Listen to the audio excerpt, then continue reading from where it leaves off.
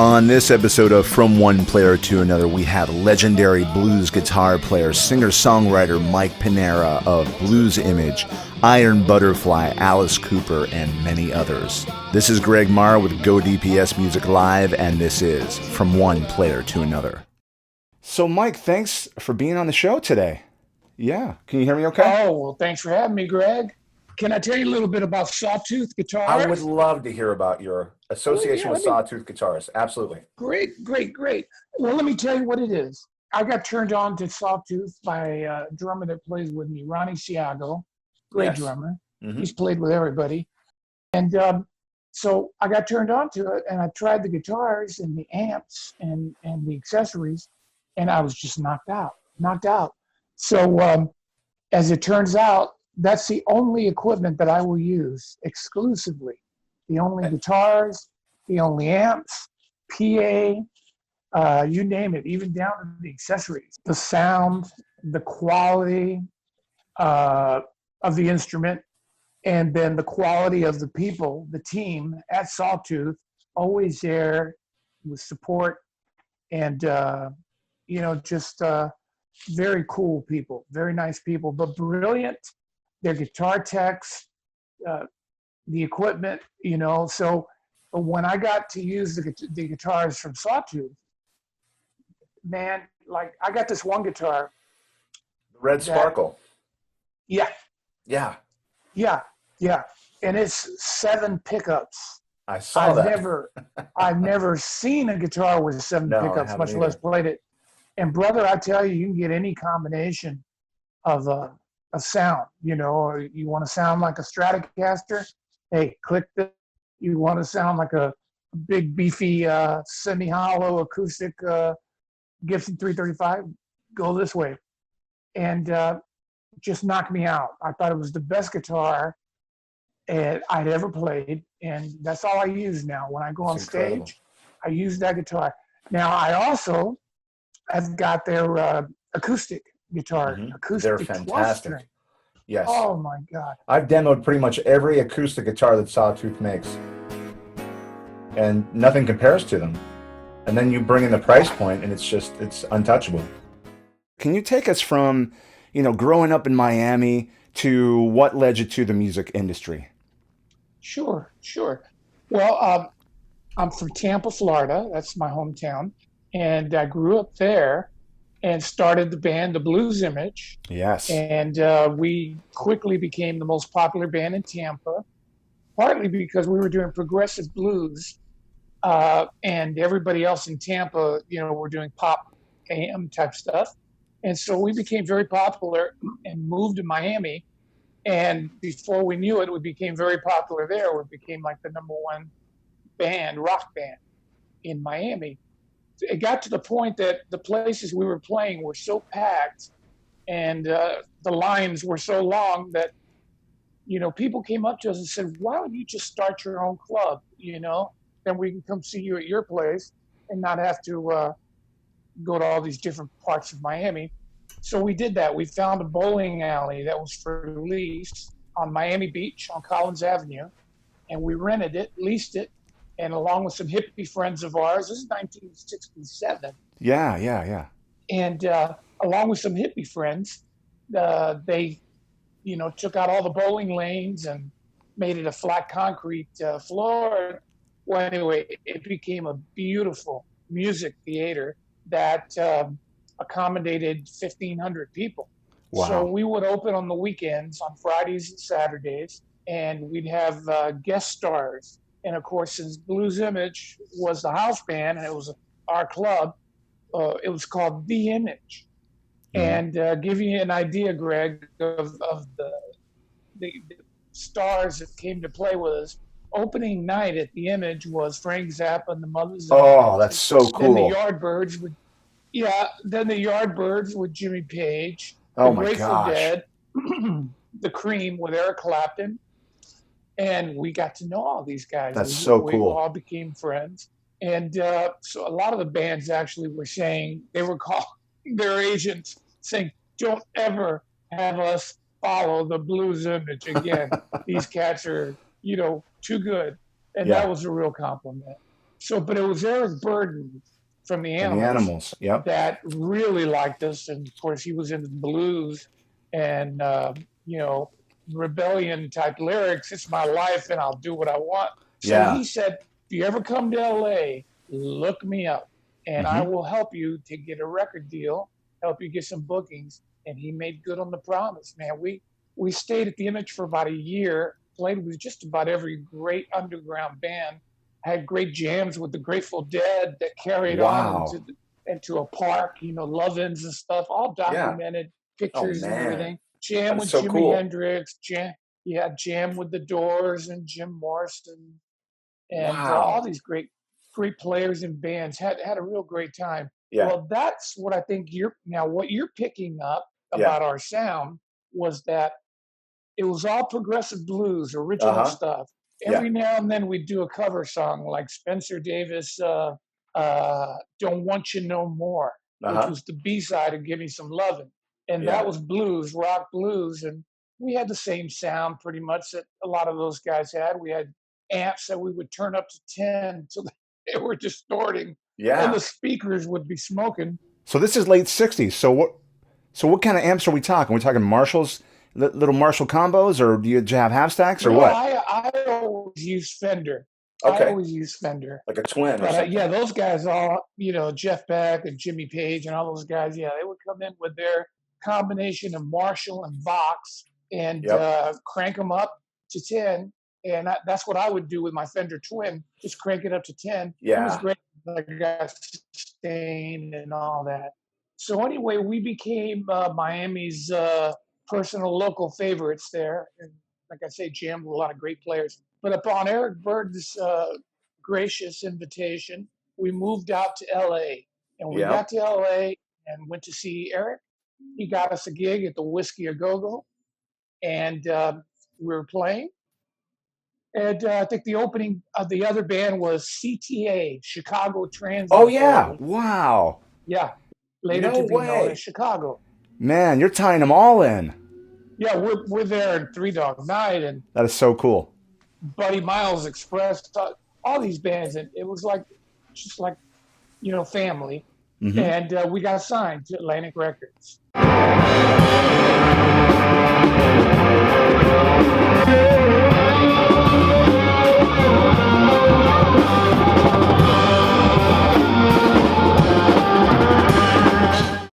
Now, when we got signed to Atlantic, we got a lot of gigs in San Francisco. Therefore, what you're picking up is very accurate.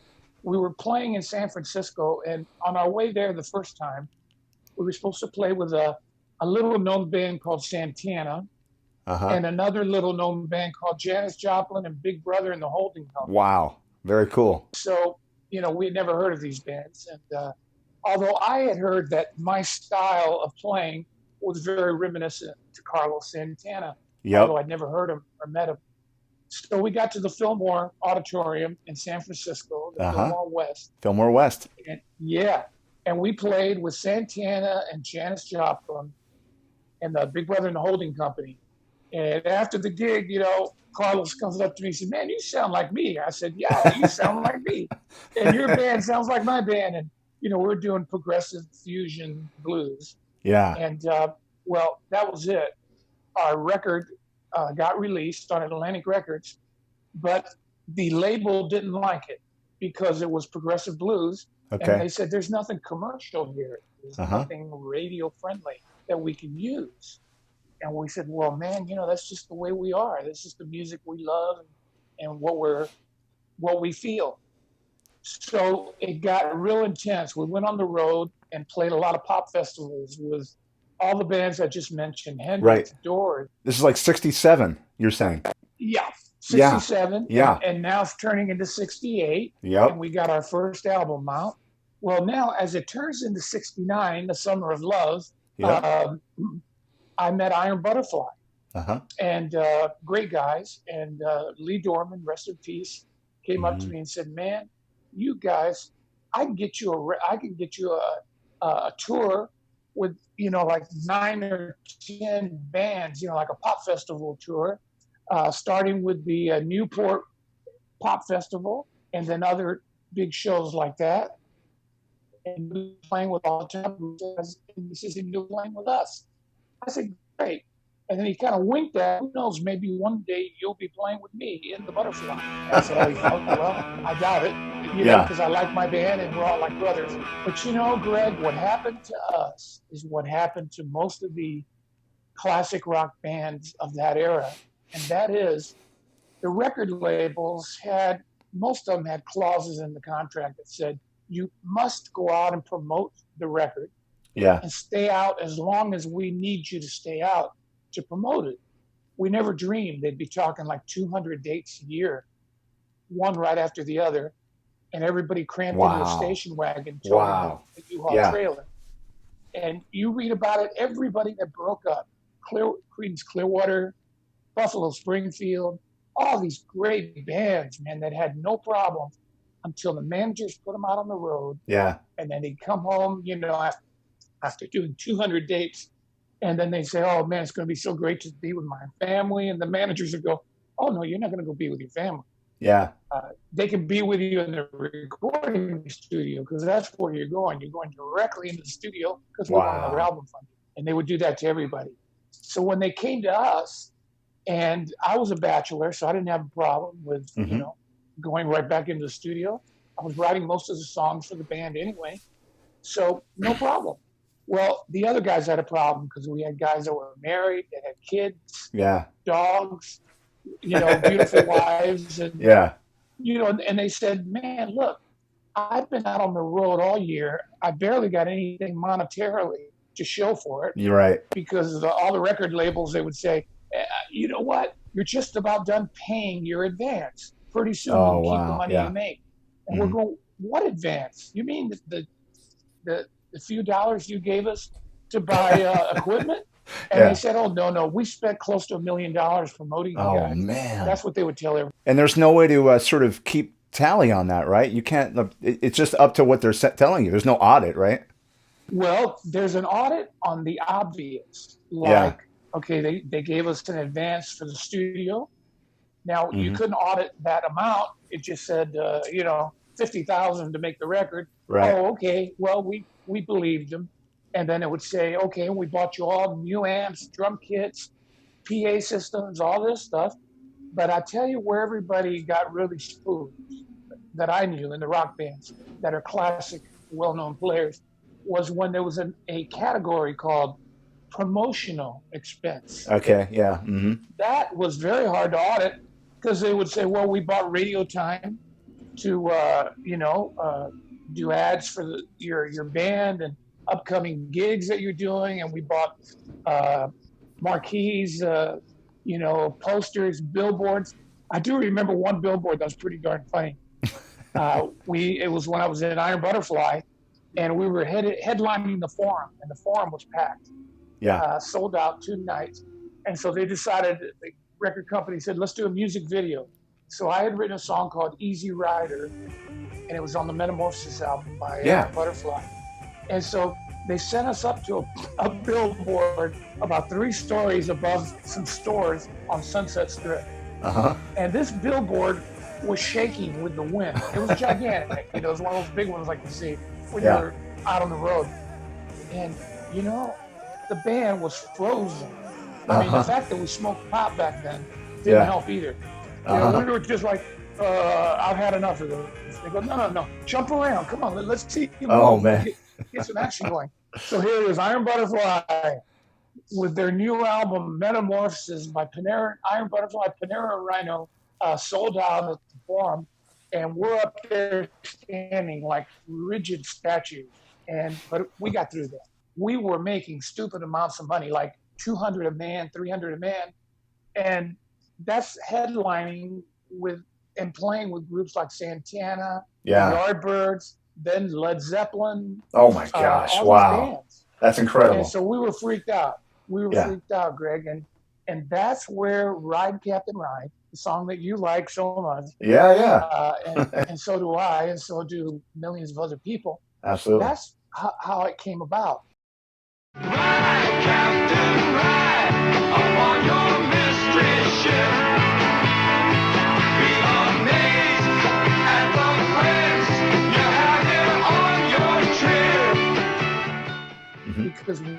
recording studio, starting on the second album. It's now 1969, and the producers that we originally used for the first album, our blues album, was Bill Halverson, and he also did Crosby, Stills and Nash. He produced them, was the guy responsible for that great sound. Well, with us, we just had a blues rock sound, and we got the word. The record company didn't like it because I think the word was commercial, which every time I hear it, I gag. I said, man, don't tell us we got to be commercial. We're not going to be commercial. What do you want? My chewing gum loses flavor on the bedpost overnight? That's not the kind of band we are. Yeah. If you listen to the first Blues Image album and the second, you'll hear some pretty wild progressive rock blues. Yeah, absolutely. Well, here we are in the studio, brother, and we got a new producer named Richard Podler. Everything he touches is going multi-platinum. Three Dog Night, all their hits, Steppenwolf, Born to Be Wild, Magic Carpet Ride, all that stuff was being produced by him at his studio. And so here comes Blues Image. And we start up, he says, you got some songs? I said, yeah, I got some songs. And I start playing him some of the new songs I'd just written. He said, no, man, the record company warned me about this. You're going to have to show me that you've got some kind of pop, user-friendly hit, or you're going to have to call it a day. And I got to tell you, the record label's going to cut you. Oh, no. They're going to drop you from the label. Yeah. And I said, well, how long do we have to show you something? He said, looks at his clock. He says, 5 o'clock today. If by 5 o'clock today, you can't play me something that sounds like it has the potential of being hit, you're going to have to leave the studio and leave the label.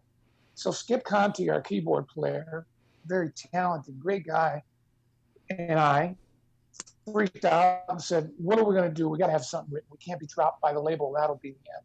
And he says, well, I got this idea. Look, let me play for you. And he goes, bum, bum, bum, bum. Bum, bum, bum, bum, bum, bum. I said, I like that. I like those chords. I like the, and I said, you got any ideas for lyrics? He says, I don't know. I keep hearing Ride, Captain, Ride up on your mystery ship. But that's all I hear. That's the only lyric I hear. I said, give it to me. Give it to me, bro. Now, I had been studying fasting and meditation, all this stuff. So I went into the utility closet, shut off all the lights, took my guitar in there, and Greg, I'm not kidding you, I came out of there 15 minutes later with the entire song. Wow. Written. The 73 men sailed up from the San Francisco Bay, and all the lyrics. By 5 o'clock, we had a basic track of Ride, Captain, Ride. He picks up the phone, calls the label, and says, problem solved. They got a great user-friendly AM type hit. Yeah. And we're cutting it right now. We'll send it to you tomorrow. Ride, Captain, ride up on your mystery ship. We are made at the friend you have here on your ship. Ride, Captain, ride up on your mystery ship. On your way to a realm that other might have missed. They sent it, and Atlantic Records okayed it. Few months later, it was like number 3 in the nation. It had been released. It's amazing. So that San Francisco sound was just part of, playing a lot of sustained leads. And of course, we had something that not too many other people had. And I think we were one of the first rock bands to do it. I had heard James Brown playing a gig, and he had 2 drummers on stage. Yeah. Playing drum sets, drum kits. Mm-hmm. And I thought that was the most fabulous sound I'd ever heard. Chicago blues shuffles and funk stuff that James would do. So I had 2 drummers in Blues Image, and one of them, Joe Lala, rest in peace, was an incredible Latin percussion player. So we had a sound that really nobody had at that point. All of a sudden, Grateful Dead had 2 drummers. Doobie Brothers had 2 drummers. Mm-hmm. Santana had not 2 drum kits, but a drum kit and Latin percussion. So it was a great sound. It was super, and everybody loved it. Now, here is a little bit of the story that I started to tell you. Not You too told me long yesterday a about little bit of this. this, right? I told you a little bit. I wanted you to have the scoop on this. Oh, yeah. In rockdom, in the kingdom of rock, not too many people know Yeah. that while Ride Captain Ride became number 3 in the nation on the Billboard chart, it was also number 1 in some big regional places like LA, New York, Chicago, and it was getting played every hour, every other hour. Some radio stations held contests for the DJs. How many times can you play Ride Captain Ride in one afternoon? One guy in Tampa, in Miami, played Ride Captain Ride nonstop from like noon till 5 o'clock. Yeah. Just every song was Ride Captain Ride. So there are a lot of funny things that happened. But one of the most ironic things that happened was we got a call. Our manager got a call from the Pentagon. And they wanted to know how I knew, since I did the majority of the lyrics, how I knew about the secret spy ship, the USS Pueblo. And I told my manager, I said, I have no idea what you're talking about. I've never heard of the Pueblo. He says, well, it's a secret spy ship that they captured a couple of weeks back in San Francisco, outside of San Francisco. They were out international waters, but the North Koreans came with jets, fighter jets, machine gun boats, destroyers and stuff, and attacked the USS Pueblo and took it back to North Korea. Wow. And I said, I that's the first I hear that story. I don't know. And he says, well, Mike, you better talk to the guy because he doesn't believe it. So I'm on the phone with the guy from the Pentagon, and now I see why our country would always get in trouble back then. Wow. This event had already happened. Okay. Right. And meanwhile, Ride Captain at that point is being played all over the nation. And Right. The guy says to me, how did you know about the Pueblo and the spy ship? I said, I have no idea what you're talking about, sir. I'm sorry. He said, 73, I'm going to quote your lyrics. 73 men sailed up. I said, yeah, that's because I was sitting at a number 73 Rhodes piano. With 73 keys. And he says, sailed up from the San Francisco Bay. I said, yeah, well, so what?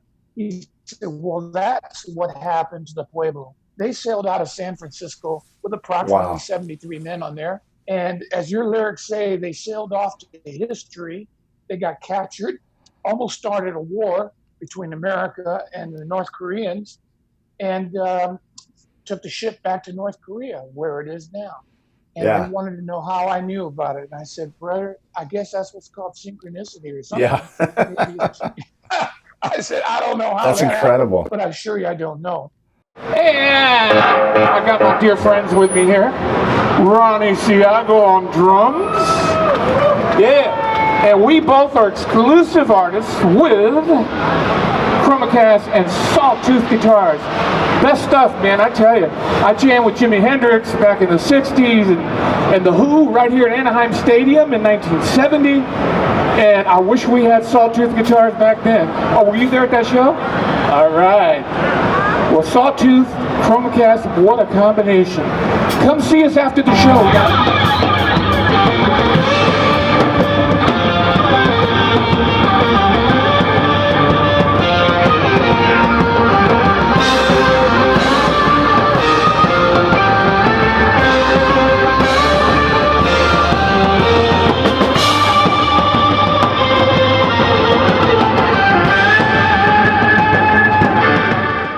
So, Mike, can you tell us about the talk box? You were telling me yesterday a little bit about the design of the talk box.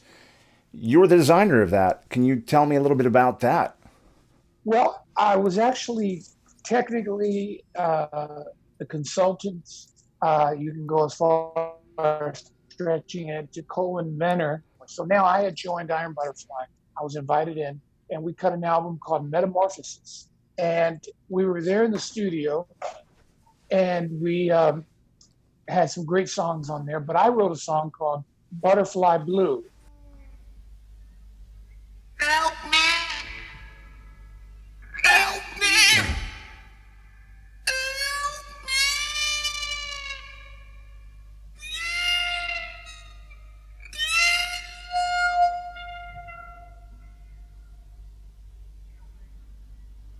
got the blues about my baby. I got the blues about my baby.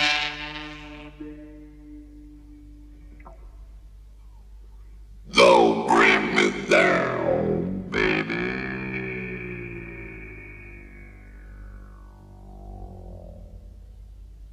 Don't bring me down, baby. What happened with Butterfly Blue is we're sitting there recording it, and, you know, great feel, blues feel, shuffle. And this guy walks in and he says, hello, my name is so-and-so. And I've got an invention here that I'd like you to try out. And I said, okay. And he pulls this, what appeared to be like a wine bag. Yeah. You know, the kind that people would put around their shoulders and then drink from it. Yeah. It was like that, except that it had fringe hanging from it. Mm-hmm. And it was a zebra, like an animal pattern. You know, it looked pretty psychedelic. Mm-hmm. And it had the tube. And I said, well, what is this? He says, well, I call it the magic bag. He said, what it'll enable you to do is talk while you're playing your guitar. I said, okay. He said, just let me unplug your speaker here on your Fender amp and plug in the magic bag speaker, which is in that bag. And what it's going to do is it's going to send up the sound coming from the speaker that's in the bag into your mouth, and you just shape the words and play notes at the same time, and it will talk. Your guitar will begin talking. Yeah. I said, good, let's give it a try. Plugged it in, and sure enough, man, I did, you know, simple stuff like hello, I did my favorite line from the horror movie The Fly, help me, the guitar's going, help me, yeah, you know, screaming, you know, with the blues lick. And I said, man, I like this. I think it's going to be very popular. But you were one of the first ones to play through the magic bag. I was the first one. The first one. Incredible. The first one. When I used it on Butterfly Blue, right, on the Metamorphosis album, no one had ever seen it or heard it. But it wasn't until I was at a rehearsal and Jeff Beck walked in and he heard it and he said, Mike, what is that you're playing there? And I said, Jeff, it's called the Magic Bag. It's going to be released commercially soon here as the talk box. But watch what it does. So I started running it through some drills. And I think the one that really got him was I detuned my low E string on Don't Bring Me Down. Yeah. And the whole guitar went down, you know. And he went, oh, Mike, I love it. Could I possibly borrow it? Right. And so Jeff says, can I borrow it just for like a week or so? I said, okay, but look, I'm going on the road in 2 weeks and I got to have it back, okay? He says, oh, absolutely. So I loan him the bag. 2 weeks later, he's supposed to call me. I don't hear from him. I try calling him. I can't reach him. Make a long story short, he never gave the bag back. I ran into him about, oh gosh, I don't know. It's probably about 3 or 4 months later. And I said, Jeff, you let me down, man. I went on the road. I didn't have the talk box. And, yeah. You know, you promised. And I said, so anyway, you got to, you know, give it back to me now. He says, oh, Mike, I'll never forget these words or the way he said it. He says, oh, Mike, I've made so many modifications to it. I couldn't possibly give it back to you now. I said, okay, Jeff. Yeah. Take care, brother. Incredible, man. That's awesome. Major thanks to Mike Pinera for being a guest on From One Player to Another. Don't forget to like, share, and subscribe to all of our socials on Facebook, Instagram, YouTube, and everywhere else on the web. This is Greg Marra with Go DPS Music Live. Thanks for watching. See you on the next episode.